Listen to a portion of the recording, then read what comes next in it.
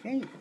Hi guys. Oh, let me just tilt the camera and adjust it a little bit. All right. Hi guys. Welcome. This is Sophia Rashkin, and I am with my wonderful guests. We're starting to build a really nice friendship. Absolutely. We're gonna I'm gonna introduce him to you guys in just a minute, and how fascinating I already find him. And so we're gonna give Facebook an opportunity to build the audience for us. Let's give Facebook about 30 to 45 seconds here to build the audience. Let everyone know that we are out there. I'm excited just to tell you guys a little bit, for those of you that are already out there joining us. I'm pretty excited about what we've got going on today, because it's relatively new to me, and I'm sure all of you, most of you as well. So let's go ahead and let Facebook build our audience, and we'll get started here in about another 15 seconds. Were you going to say something, Chris? I noticed that you were ready to say something. Oh, no. Yeah, this is so new that even other people in this field of metaphysics or whatever don't know about it. And I get more people come by, what's that? And I start telling them, they say, new one on me. Yeah. So, yeah, it's like I'm a pioneer. Yeah. Even in my advanced years, I am a pioneer. Right. Isn't that cool? Yeah, and it's great that there's always just technology is just changing constantly, and we have more access to share the light and share the light with all of you. Thanks, Alma, for throwing out a thumbs up. For those of you guys that are coming on, if you could just let us know that you're out there by throwing something in the comments, maybe giving us a thumbs up, love button, whatever you want to, and just let us know that you are out there. That would be great. And if you guys have questions also, please put your questions on, because we will be taking any questions, reading any comments at the end of the live video here. Okay, let's go ahead and get started. And you know what? Let me just take my scarf off. Yeah. Here in Denver, it's been freezing, guys, in the last 2-3 days, and now it's starting to warm up. So yeah. Anyway, okay, there. That feels much better. I can breathe. I want to welcome, first of all, my newly found friend. Not kind of new in some interesting way. Yeah. This is Chris Guleff. Is that how you say your name? It's Guleff. Guleff, okay. Chris and I have kind of crossed paths within our community here in the last, I would say, 2 years. That's right. Yeah, 2 years. That we've kind of known each other. We are acquaintances. But it's kind of interesting, as usual. Spirit brings synchronistic events together in our lives. And certainly with me and all of you, we get guidance, and it's whether or not we pay attention to that guidance. And so I'm just going to tell you a little bit about how Chris and I crossed each other's paths and decided to collaborate on this recently. And it was just actually last week that this all kind of really transpired. Exactly. And Spirit, I went to a grocery store that I hadn't been to here in the Denver area for a while, and I was driving down the street, and Spirit was like, well, go to, this store and get your stuff. So I went, and there was Chris with his roommate Ashton, and I saw him at the door, and Chris and I had run kind of into each other in the last couple of years at classes and seminars and things like that. So we were familiar with each other, and your name had come up in my thought for the last few months. That's right. But I wasn't really sure how I was going to be collaborating with you. Now, I knew that it was going to come up, but I wasn't really super paying attention. And then when I saw you at King Supers, I thought, I said, hi, Chris. It was like so sudden. I said, and then I thought to myself, okay, there's Chris. And I went on and did my grocery shopping, and I didn't think about it much. And then that was on a Monday. Yeah. 2-3 days later, your name just kept coming up and coming up. Yeah. And we had something at our metaphysical church called First Thursday, and Spirit kept telling me, Chris is going to be there. Chris is going to be there. And I still was like, okay, I've seen Chris at the grocery store. You guys are telling me that Chris is going to be at church, but I don't know what yet I'm going to be doing with Chris, but I just know Chris is going to be at church, and it's important for me to be at church that night. So I get to church, and if the sign isn't more obvious, now keep in mind that I always tell Spirit, if I'm missing a sign from you guys, if there's something I should be doing that's going to lead for the greatest good of me and everyone involved, make sure that you repeat the signs over and over again until I get your message, because maybe I'm distracted and I'm not paying attention, and you guys will need to repeat it and make it really super obvious that I need to be paying attention. So I'm thinking, okay, I'm going to go to church. I have a feeling that, yes, I will run into Chris at church, but I'm still like curious why I'm going to talk to Chris. So I get to church, and Chris is right literally in front of me, in front of the church, giving readings. Yeah. And it was like so unavoidable at that point. Yeah. And it was so obvious that I needed to speak to you and find out more about what you were up to. Now, I had kind of a feeling about the human design system, and that you were doing this type of work and those types of readings, but I wasn't quite sure still what it was. I had a suspicion that we were going to be on a camera together, and so I was always very curious about human design system, and I know that you're like one of, it's very rare to find someone to do the human design system, and it's always been fascinating to me, and I wanted to find out more. So I knew at that point that you were the go-to person to do this, and so immediately I just said, okay, we need to exchange information. The signs are obvious. I've seen you 2 times this week and been getting messages over and over again that we needed to collaborate. So here we are, and so Chris and I are you did a reading for me a couple days ago, and we decided to do this at the last minute. We weren't scheduled until January, and then I got, okay, Chris and I need to do this right away. So here we are. I'm so glad that we're finally here, because Absolutely, I knew we were going to collaborate. Go ahead. And the thing was, I wasn't even supposed to be up front doing readings. They said, well, several months from now, you'll be in the back doing individual readings. I thought, okay. So I get there. They said, we got too many people back here. You got to go up front. I said, okay. They said, are you afraid? You wouldn't know how to get there? I said, I know how to go to the front. So I did, and I landed right in front of Sophia. I said, okay. So I'm standing there doing this reading, and she leans over. I'm supposed to talk to you. So I went to the back and got all my materials to show her, and then she gave me her materials, and we left it at that. We talked on the phone the next day. She said, human design, that's it. I said, okay, sure. And it turned out that she was, that next night, giving another one of these interviews to a really close friend of mine that I've known for quite a few years, and his name's Garrett Duncan. He's Navajo Shaman, and he and I were the first 2 that collaborated together to get ourselves out here in this. I said, well, you know Garrett Duncan? She said, oh yeah, in fact, we're doing something tonight. So anyway, that kind of sealed it. Yes. So anyway, I guess this is what's going on now. So I'm really pleased to be here and sitting here with you and talking about this. And like I said, it's been a fascination. I know that most people that are joining us have likely not heard of the human design system and what it is. So let's go ahead and talk a little bit about what it is. Okay. Basically, the human design system it's like the unwritten instruction manual for your life that you were not given as a child. Instead, you were told by society that you should have lived like this, and that. And they were wrong. I mean, okay, because maybe some bits of that applied to some people. It's like they say, well, just go out and do it. Well, there are a few people, about 12% of the population, that can do that. But just about 12%. Instead, they say, just go out and do it. It'll work. So the rest of us are trying to just go out and do it, and it doesn't work for us.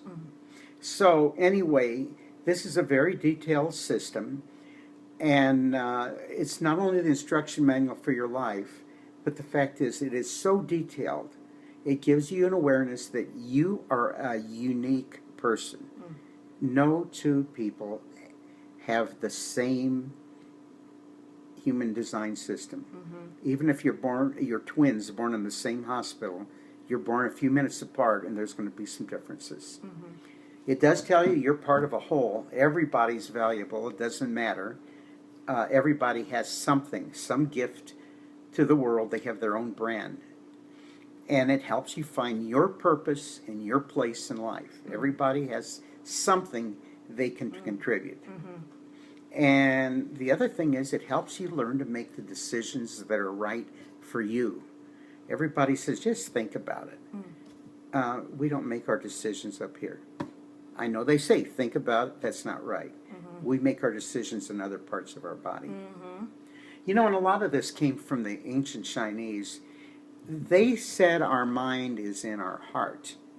Our mind is not really here. But this is just a computer that holds information, and it processes it and all of that. But really, there's other parts of our body where we make decisions. And we'll get to that a little later. And the one thing the human design will do, it'll free you from any kind of society's pressures and all of that. Now, the way human design came, there was a man, he had been born in Montreal. He had been a CEO, but then he became a vagabond dropout hippie. And he was, in 1987, he was in Ibiza, Spain, in some little villa. And he and his dog experienced, the voice came to him. Okay. Yeah, the voice dictated for a week this complicated system of human design. And it scared the heck out of his dog. I mean, you can imagine this dog with all this. So for a week, this man, his name was William Krakauer, something like that, Robert Allen Krakauer. And he is furiously writing all this stuff down. His dog, cowering down. So he finally got all this system down, and he was told, you are going to be introducing this to the world. This is about the evolution of mankind. So he did dedicate the next 25 years of his life until he died to try to get this across to humans. You know, and it is, it's very, very complicated. I'd say by about the year 2000, he finally had a movement going. He had books he had written. He has a website, and he renamed himself Ra Uru Hu, and that's what people know him by. And his group of people, they have this thing called the Jovian Archive, and that's where it's the original website. A lot of his lectures are there, a lot of his writings, other people's writings are there. It's the classical thing about human design. There's been changes on it since then. Other people have added to it, but that's the original thing where he had his thought patterns. And the guy was a real character. If you look at some of his in fact, I looked at one of his slideshows he did earlier this morning, and he was really creative, really neat guy. So, question for you. Yeah. How did you get fascinated? I mean, how did you come across it and decide, okay, this is really fascinating to me. This is something that I want to be working with and using as a tool and assisting other people and help assisting them guide in their life. Well, there was a woman who used to be here in Denver she was kind of like a counselor for me. She was a psychic reader, but I'm not a fortune teller type. She was more like, she was like a advisor to me. I used to go see her at every week or two or three. And then one day she says to me, have you ever had your human design done? I said, no. So she asked me a little information, and she went and looked it up, came back, and she told me, well, you're a manifesting generator, this, that, and the other. So I was so fascinated that I went over to the book section of that store that she worked in, and I bought the book. Well, this stuff's pretty complicated. Even though this was a rather simple book, I still was fascinated, so I, kind of read through it. And I did a few readings for myself and some other friends, and then I kind of like, well, it's a little complicated, so I kind of put it on the sideline. Because one of my friends at that point had one of the really rare types that only 1% has. He said, well, why don't I have any definition? I said, I don't know. So I kind of put it aside for a couple of years. And then a couple of years later, someone else wanted a full battery of all kinds of readings. Now, I've been doing the Chinese I Ching, which is what part of a big part of human design came from. I've been doing that for 40 years. So I recognize that part of it. And I did a whole bunch of readings for him, and all of a sudden, bang, the human design made a lot of sense to me. And all of a sudden, it was like this big download to me. Every time I did one of these readings, and I started reading that book, and I got another book, and reading this, and I started looking at webinars, and it's just like, oh, this is coming to me. And all of a sudden, I realized I'm supposed to do this. Yeah. And what I found out was that not many people in the metaphysical field do this. It's mostly people who are psychologists or motivational coaches or life coaches that do this. And in fact, when I had a poster done for me to do in the big celebration fair, I went to pick the thing up from Office Depot, and the kids that did printed out my poster. Oh yeah, you're the motivational speaker. I said, oh, okay. If that's what you want to call me. Okay. Okay, whatever. Yeah, whatever. So the thing is, I have found out in the meantime, there's, I'm in Denver.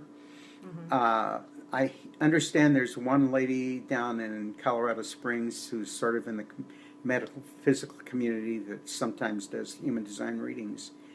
But almost no one does them on a regular basis here, except for me, other than some life coaches and psychologists.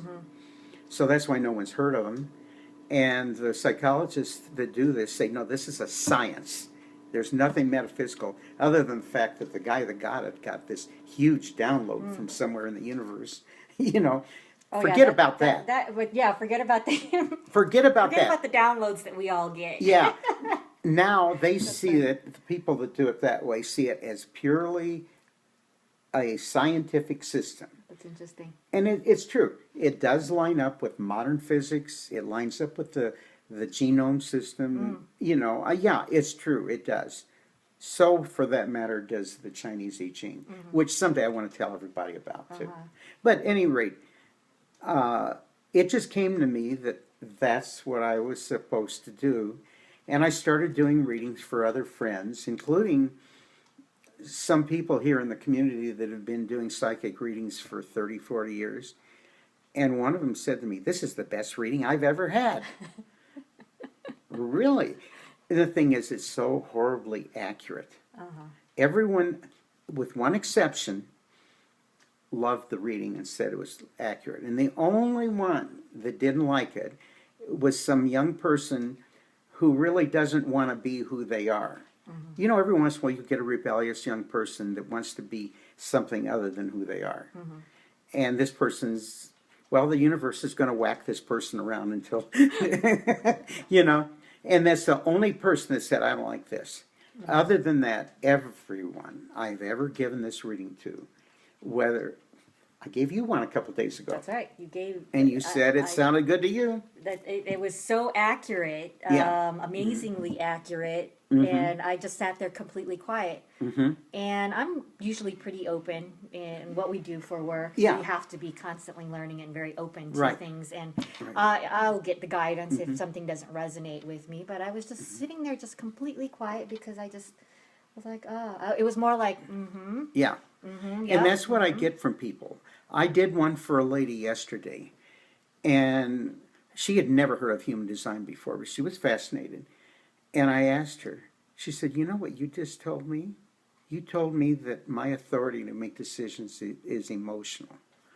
And I was raised in a family that denied that emotions should have anything to do with life.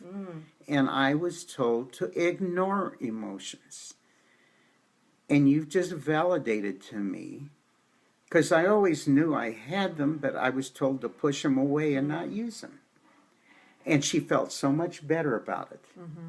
So there you go. That was something this lady got a recognition that, forget about what her family had told her, that she knew what she really was, and this gave her the power to say, forget it. Yeah, it gave her validation for how she's been feeling all this time. And, you know, because in society we are so conditioned to be always doing and acting on something, you know, and initiating. I mean, the masculine energy in this society. And masculine energy, I don't mean necessarily males. I mean masculine energy, meaning that masculine energy, we all have masculine and feminine energy. And our masculine energy is about initiating, it's about doing, it's always about achieving and success. So that's what I mean by when I refer to masculine energy. And the feminine energy, which is starting to be more recognized and balance out right now, and really coming to a lot of us, is to balance out that masculine energy where we're in the response mode. We are more of being and getting in touch with our feelings, and then acting and responding and initiating after we get that emotional gut intuition, that guidance. And that's right.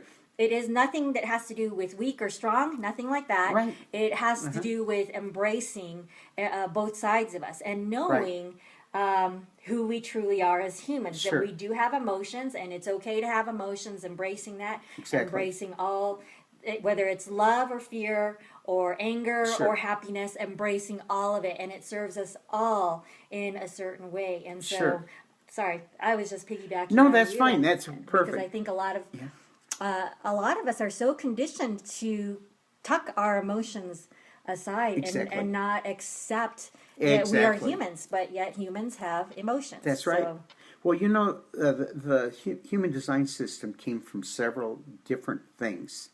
A big part of it is the Chinese I Ching, which a lot of Western people haven't discovered, and that's another thing I'm supposed to teach. Yes, we will be doing that in another one. Yeah, because it's been around. It's one oracle that has been here for 3,000 years in written form. It's even older than that, and it's still been here. I mean, you know, 3,000 years it's been in use. So. Very ancient form of learning, and it fits in real well with modern scientific thought. It's also has a lot of elements of Western astrology. It's got the Hindu chakra system in there.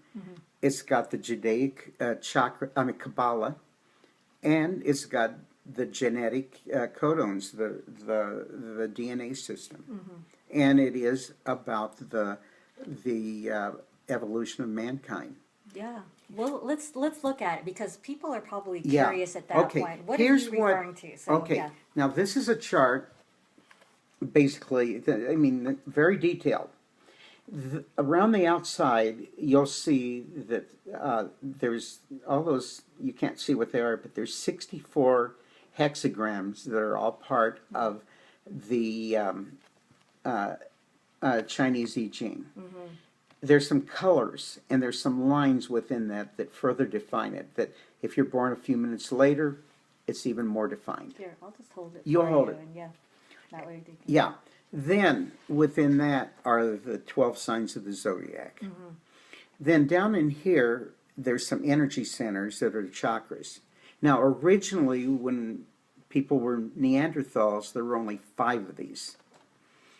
Later on, there were 7 when they became Homo sapiens. Then in 1781, mankind got 2 more of these chakras, and we're still learning how to use those 7 centered were about personal survival and tribal survival. That's where we get all the idea about warfare, about, you know, the tribal circuit, just keep ourselves protected. It's us against them. Well, then the 2 more came into it, And that's where we're getting the collective, the whole human race.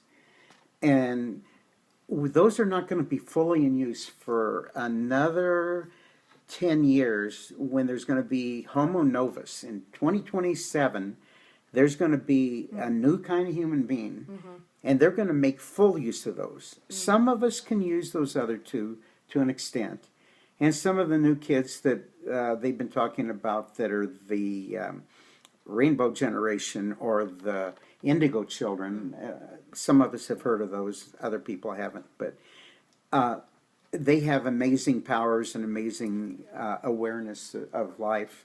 They're already using some of those. But there's going to be a new kind of person born in about... I already think it's happening. It's happening. It's already happening, and it's starting to slowly transition into that. And that it's so funny because Garrett and I, the next video that we do is addressing... Oh, really? Kids, cosmic conscious children that are mislabeled ADD, ADHD, and autistic science and Western medicine wants to put them into a box, medicate them, and get them to fit into society. But eventually, that's not going to be possible. That's why we see such a high amount of mislabeling of ADD, ADHD, and autistic. It's actually mislabeling. They actually are highly, highly conscious. They communicate in I don't want to say superior way, in a different way. And it doesn't always require communication verbally. Right. And so there is transition that's already been going on, and that's why we see, what are they saying, the percentages of kids that are being supposedly born with ADD, ADHD, and autism. But that's not necessarily the case. It's because we are transitioning into another phase. Well, I'm one of those early ones. I was one of those little kids back in the 1950s. They didn't have a name for it. I was just a little problem kid that they didn't know what to do with. There are a lot, and a lot of kids are. Yeah. I don't know how many times I've heard parents say, "Oh, well, my kid is going in to be tested for this or that," and well, you know what? We are all different, and we're going to have to build the schooling system around the child, not have the child fit into the schooling system, because it's simply not going to be possible. Well, 10 years from now, these kids are going to be coming in spades. And they said some of these are going to be very different than anything we've seen. That's what the teaching is here. Yeah. So that's what we're headed towards. Right. Well, anyway, the idea is that also there's lines here that connect. You'll see a lot of little lines in there. It gets really complicated when you start doing a reading. But the idea is that all those little definitions make for unique things where people interact with each other. And it explains why you might meet somebody and instantly be attracted to them or instantly be able to do something. Even if you never see them again, the two of you can do a project. Like there was one time, I had an example of this. I had a friend who had a car that was supposedly being repaired by some other man. Well, the man got put in jail. He had to go get this car so he could get it fixed up to take back to Florida. Well, the other man's sister was there, and she didn't know if she should give this car to this man or not. And she says, well, he's in jail. And he said, well, that's my car in the sense of this little... Well, finally, some other friend of hers comes along, and this guy and I just we didn't know each other. We kind of look and we evaluate the situation. So the two of us, these two hotheads that are arguing about this car, we calmed them down, and we said, okay, somehow we talked the two of them into calling a truce, letting us take this car away. I basically pushed it all the way to the other end of town with my car. And the woman agreed to just let him take the car. And this other guy and I just kind of, okay, I don't even remember the guy's name or anything, but we just kind of worked as a team and got the situation over with. So there must have been something in our two human designs where we were able to work together to get that. Well, that's an example of the kind. I did a reading for a lady once that she said, why do people keep coming to me and are attracted to me and want me to do this, that, and the other? So I did a special reading for her that I had never seen a reading like it. I looked all over the internet. I'm the first one apparently that's done it as to why people come to her. And the thing is, this lady was meant to do the collective. And all sorts of people came to her for advice on, she was supposed to bring a lot of people together. And so she says, oh, okay. So she wasn't so irritated anymore. So this brings us to the next part, which is really good. You're leading us right into it, which are the different types. Because in a reading, there's classifications of different types that we are made up. Right. So what are the 5? Well, let's name the 5 different types, and then we'll just kind of briefly touch on each one. And by the way, you can correct me if I'm wrong on any of this because you're certainly the expert on it. And so it's based on your birth dates, your birth time, and where you were born. Exactly. Okay. And so what if somebody doesn't know their birth time? Because I know a lot of people that don't know. Okay. Well, their we time. can get close. Okay. I had one where a woman gave me a time, and it turns out it was actually 12 hours later. She didn't remember whether it was AM or PM. Okay, so then what happens with, is it still accurate? It was close enough. There were some little minor details, but the overall, okay, when I do a chart, there's 4 things that we give that are the 80% of it that you really need to know. Now, there's some finer details on down the line that do make a difference. But for 80% of it, we can pretty well get pretty close, even if it's just somewhere within the day. And certainly, like if they know that they said, well, my mom told me it was sometime somewhere around 3 or 4 in the morning, that's close enough to give them.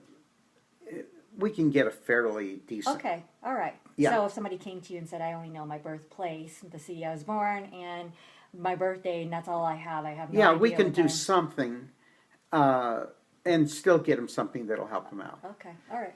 Yeah. So because there's 5, am I right? There's 5 of them. Okay, what are the 5? Okay, the 5 are, first of all, there's one that's called the manifester. The manifester, there's about 9 to 12% of the population. These are the people that can just go out and do it. They can come up with an idea. Now, they should tell people they're going to do it, or else they get a lot of bruised feelings and things. Okay. This is like the person that if you're making a movie, they're the producer.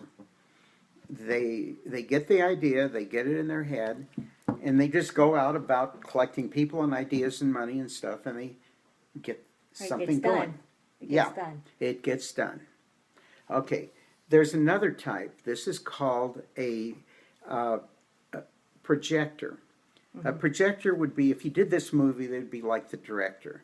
Now, the projectors cannot make anything happen unless they get an invitation. Okay. And they can get awfully bitter waiting for people. They could have all sorts of good ideas, but until someone comes along and says, hey, I'd like you to do this, and they wait for something that sounds good to them. They might be sitting in a meeting full of people, and they've got a good idea, and they keep trying to, people keep shutting them down. But finally someone says to them, hey, you over there, Mary, what do you think? And then they say their brilliant idea, and everyone loves it. So they need an invitation. This would be, and they can coordinate, this would be like the director. Now, my roommate happens to be one of these, and I watched him in action one night. We had a couple of young kids with a baby come stop and spend the night with us because they didn't have any money for a hotel room. But they wanted to help us out. They said, we're so happy you let us stay. So they wanted to help, so the girl cleaned the kitchen, and the poor young kid wanted to clean our bathroom. Okay, fine.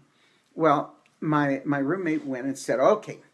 So he went and told the kid, okay, here's where the supplies are. You can get started in here. I'll come back He told the girl, okay, now this is where you're supplied. He went back and forth between them. They'd ask him a question. Oh, yeah, well, that's up there. Now you're going to want to put this stuff here. And it was just like he didn't have to do an ounce of work, but he was just going back and forth directing. Delegating. Very good at delegating. Very good. And he did. I couldn't have done that. I couldn't have done that. Coordinating, delegating. Yes. Making sure the job gets done. Exactly. Of some sort. Okay. So that's the... that's the projector. Projector. Okay. Now, the other kind is a generator. The generator are people who can learn to do things very well and pretty quickly, actually, but they can't make anything happen. They have to choose their projects based on something that goes along with what they want to do. But they learn quickly and they work hard, and they also have like unlimited energy. Like all it takes is a quick nap for them or a good night's sleep, and they're ready to go again. And they can work tirelessly for a long time. They sometimes, though, will get tired of something because nothing else is happening, and they have to decide, is this ever going to go anywhere, or am I just on a plateau and eventually I'll get a promotion or something? But they have to be careful that they're not doing something that pleases someone else and doesn't help them. Okay. Now, there's another one that's a combination of a manifester and a generator, and that's called a manifesting generator. And you and I are both manifesting generators. Yeah. And this is someone, we can make something happen, but not unless we get permission from the universe somewhere. So it's like either like a billboard sign that says this is something new that came out, or someone asks, tells us, hey, did you ever hear about this? We can come up with all kinds of projects. Then once we get that permission, we can go ahead. But a lot of times we start too soon, and then we get going, and we have to go back and start again. Or we go along and we go along and we realize, hey, this isn't worth doing, so we stop the project. But we're manifesting generators, so we have a little bit of the manifester and a little bit of the generator in us. At the beginning, Ra-Uru-Hu didn't see this. This is something that was discovered later. And this is the gentleman that started the thing. Created the human design system. It was later on that people realized that there were two kinds of. At first, they thought everybody was a generator. Now, one little story about the manifesting generators. There's a woman that wrote one of the books about human design, and she decided to give a seminar. So she went out and paid for advertising. She rented a space, printed all these materials. She was all raring and ready to go, and nobody showed up. She said, oh, well. Well, she goes about her business, and sometime later, she's telling a friend about human design. She, that sounds good. You should do a seminar. So that was her permission. That was the sign. That was the sign. And you know what? She did the same thing. Same place, same advertising, same materials, and the house was packed. She needed that permission, that the time was right. So that's how that works. So anyway, finally there's one more person, only one. Oh, by the way, both the generator and manifesting generators are each 35% of the population. Okay. That's what most people, about 70%, are one or the other. Now there's finally one person. 1% of the population is what we call a reflector. They have no definition. They just take it all in. If you had a movie, they would be the critic. Okay.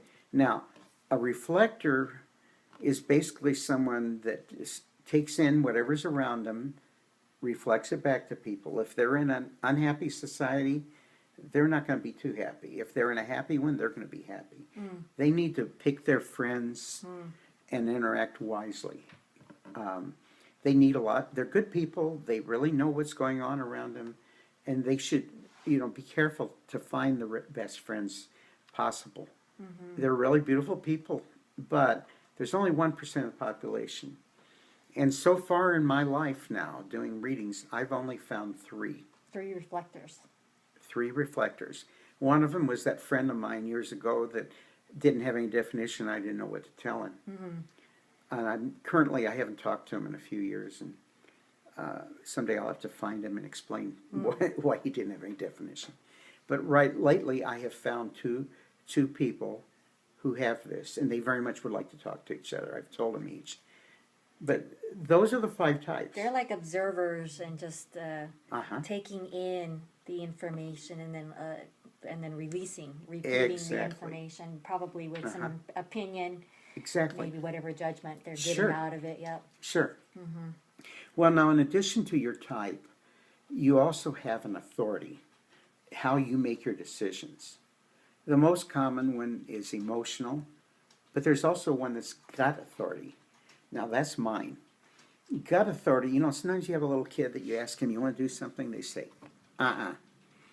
Or they say, uh-huh. And the parents say, what's that? We mean, uh-huh, or uh-uh. Well, that's the gut. It just knows and says, bang, Well, the idea is on a person like that, when they make a decision, if it says they should just go with it. Like someone might say, hey, let's go up in the mountains and go to dinner. Well, that either means either they're not in the mood for it, or maybe they subconsciously know somehow that there's going to be a storm and they better not go up. Okay, the person with the emotions, there's like a 2-week thing. It's like biorhythms on your emotions. It's about how do you feel about something, your feelings. And if you're up on a high one day and it sounds good, oh boy, I feel good about that. And then a few days later you think, why did I say yes? Or you're down at the bottom and you say no. And then a few days later you're thinking, why did I tell him why didn't I do that? Well, you have to think, either take a 2-week period to think about it, or kind of think, what would I ordinarily think? And then after a while you get to know yourself, but that's emotional. There's another one that's like an intuitive. Some people can use their intuition. Some people can go with their ego, their heart, and they know what they want. They can make it happen. What was I considered? Yours emotional. Mine's emotional. I think we have yours here too, right? Or is that yours is the gut as well. Yours is primarily emotional. Okay. With the gut as secondary. Right. Yeah. So, but there are some that are more rare. Now the reflectors have to wait a full moon cycle, 28 days, before they make a decision. Yeah. So they take it almost sounds like in probably society they're considered analytical. That's probably some kind of a labeling because they take so long to make a decision. Yeah, and they don't really know. They just have to let it. And they have to have their friends all advise them and things like that. Yeah, so they do a lot of research probably before they make a decision, you it's think? It's more like just feelings of the moon. That it's the moon that guides them. Okay. Then, there's a couple others that decision-making things, but majority of people are either going to be emotional or gut. That's the most common. And then there's a couple others on top of that. But that's another. Then there's one other thing where there's 12 different types of how you interact with the world. It's called a profile. I can't go through all of those right now, but that's an important thing too. Now, if you know those things, that's pretty much 80% of what you need to know. And then there's some books you can read that once you know those, that you can get a little bit better feel. There's obviously places on the internet that you can get more information. Yeah. And all that. Yeah. But it's really important. That's the thing is that human design, it gives you the power to be yourself and to actually express yourself the way you should.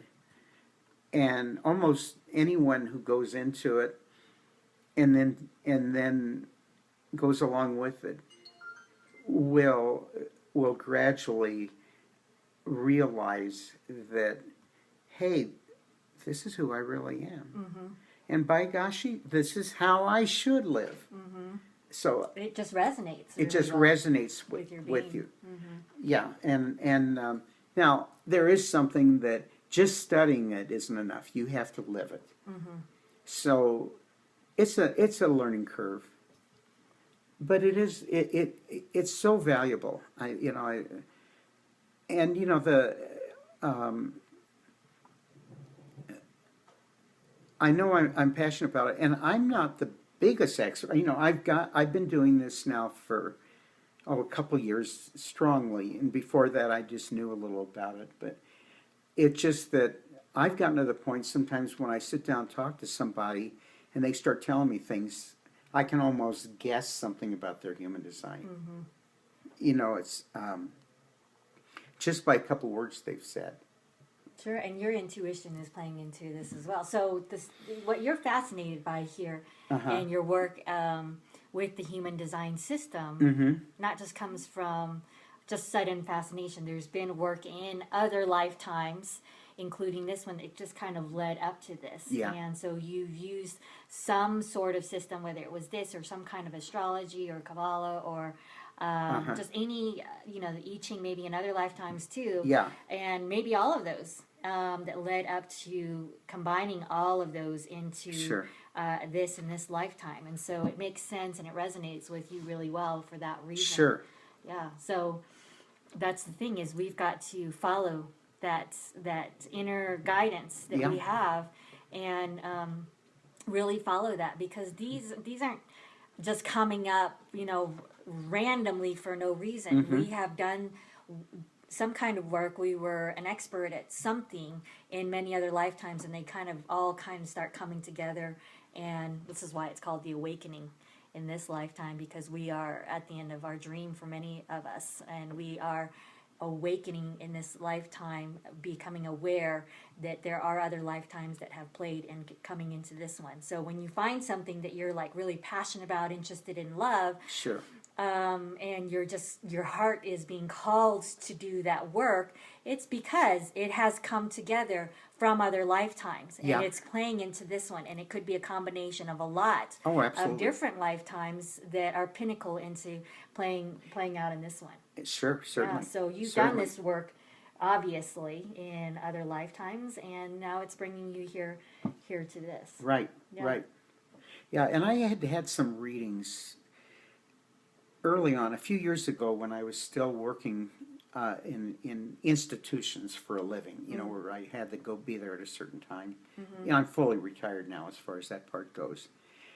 I considered myself sort of a wannabe mystic. I liked reading about all this.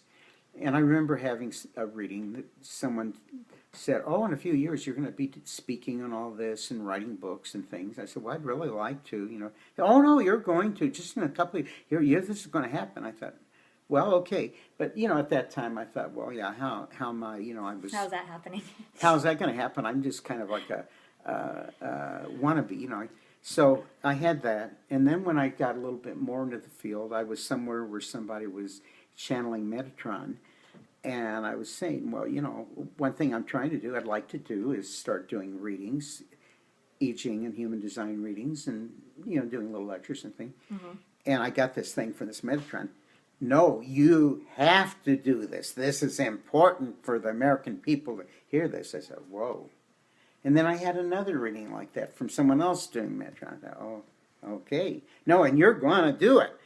I said, okay, just show me how to do it, because, the point I was at, it was like, okay, I'm willing to do it, but I don't see where, how, and why, and all that. And why, yeah, I knew. But You were getting a lot of messages and validation that it Yeah. was coming. Yeah, it was coming. And then little by little, I started giving talks to meetups. Uh-huh. And I discovered that I have no trouble giving a talk to a group of people. Actually, I don't even have to follow much of a script. I make a little slideshow, mainly for their entertainment, so they see my pretty graphics. Right. Because I make graphics for people in metaphysics, And partly just to remind me of what I need to talk about. And I can just talk on and on and on and all that. So I'm not at all nervous or anything. I just stand there and start talking about it. The career is unfolding right before your eyes. Yeah. So I see. Now that's what I'm doing now. Yeah. Well, let's do this. I'm going to just scroll through here real quick. Sorry, guys. Excuse my finger on your screen. I'm going to comments and questions. If you guys have any comments or questions, please post them. Absolutely. Let us know you're out there. Thumbs up. And I love conversations. Button. I love to answer questions because I don't like to just give lectures. Let's see. Wonderful guidance from Laura Gilman. Hi, Laura. I hope you're well. Okay, Felicia is out there joining us. My friend from childhood, Kimberly. Okay, let's see, is out there. Let me see. Yeah, give us some thumbs up and love. We love to see that you guys are out here. Alma's out there. Thank you. Ashton Kavitz, thank you for joining us, guys. I have these are people from all over the world. No, I know who Ashton Kavitz is. Oh, okay. Is that Ashton over there? He's sitting over here. I didn't know that was his last name. Okay, Dave Lewis, friend of mine. Joy Gray, sending love to you both. Great to see you. Thank you, Joy. Keep up the wonderful work. Granddaughter Crow, thank you for coming on. Laura, I'm a 5-1 generator. I'd love to listen on I Ching discussion. Blessings. Yes, well, we will be doing that at some point here. We will be discussing the I Ching. Children do not fit old codes and need this grace and guidance. Yes, I agree with you, Laura.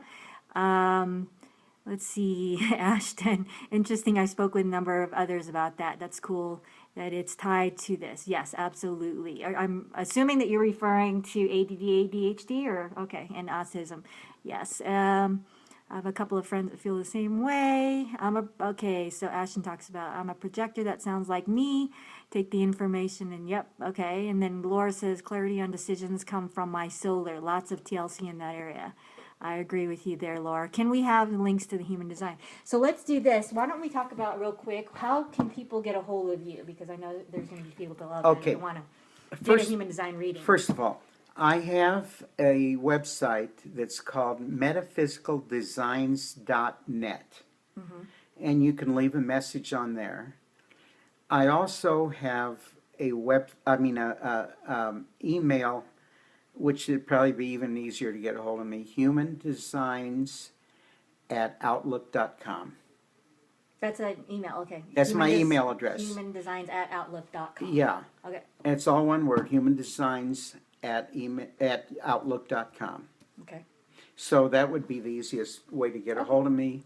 And yeah, I can, if you're in the Denver area, of course I can arrange to get together with you.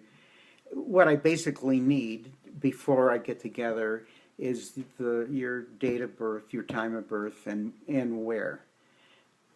It's not as specific as astrology where I have to know the exact coordinate. We're just looking for the time zone you're in. So if you were born in New York City, I don't need to know which hospital or anything like that. Although I've had people give me the hospital. But that's what I need. And it doesn't matter whether you give me your birth name or your current name. There's no numerology to it. You could tell me your name is Cleopatra, and it would still give me the same information. But if you're elsewhere, yes, I can still do a chart. I can talk to you about it over the phone or on a Skype thing, and email you the chart and talk to you about it that way. Yeah, and that's what we did. We did this. That's what we did. Yeah, it was a lot of snow and really cold, and so it was easier for us to do that way. So, we can also do it that way. That's not a problem. Okay, great. For local people, I like to sit in person because then I can point to things on the chart and all of that. Okay. So those are ways you can get a hold of me on that. Great. Great. Well, we appreciate all your knowledge and information today. Absolutely. Thank you. And I know that we will be following up on this and probably going into it a little bit deeper. I think you and I will discuss what our next video is about. And Chris also does I Ching, like we said. It's spelled I space CHING. And that's, like we talked about, it is a Chinese type of reading there as well, and at some point we will be discussing the I Ching because I have used the I Ching. I'm fascinated by it, and I have some Chinese in me, so I like that. For those of you that are looking to get a hold of me, You can reach me at Sophia, Sophia dash, that's a hyphen, Rashkin, RASHKIN.com. Sophia-Rashkin.com. And gosh, this has been a pleasure. I've learned so much about the human design system. I really enjoy it, and I appreciate all your time on it. Oh, and absolutely. we appreciate you guys for hanging in with us for the last hour. We know your time is valuable. Some of you are on your lunch break, and you could choose to be somewhere else, but you chose to be here with us the last hour, and we certainly appreciate that and are grateful for that. And please feel free to share the video. We are spreading and sharing the light, and thank you for sharing your light with us by being here with us today. And we will see you guys next week on Monday. I will be joined with my good friend Sudarshan, who is also known as Brian McCrae. We did a video. He is a expert on Vedic astrology, and so we'll be talking a little bit more with him on Monday. He's a lot of fun to be with as well. So everybody have a fantastic weekend. We love you all. We send you many, many blessings, and we'll see you next time. This is great. Thank you so much, everybody. Bye, guys. Have a great weekend.